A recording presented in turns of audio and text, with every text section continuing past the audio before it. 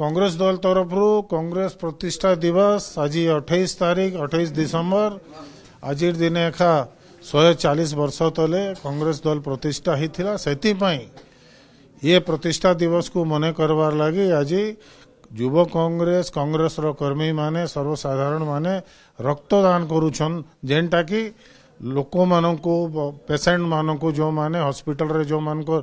रक्त दरकार अच्छी जार जीवन बचाई दि जाई पारिबो से भलिया लोक को रक्त दिया जेबो एवं यही प्रतिष्ठा दिने कांग्रेस कर्मी माने लोक मानकर जीवन बचाइबा पई भी रक्तदान करूछंती सेति पई समस्त को धन्यवाद दउछु। यही आज रक्तदान शिविर रे आमर जिला सभापति अनिल मेहर एवं अन्यान्य आमर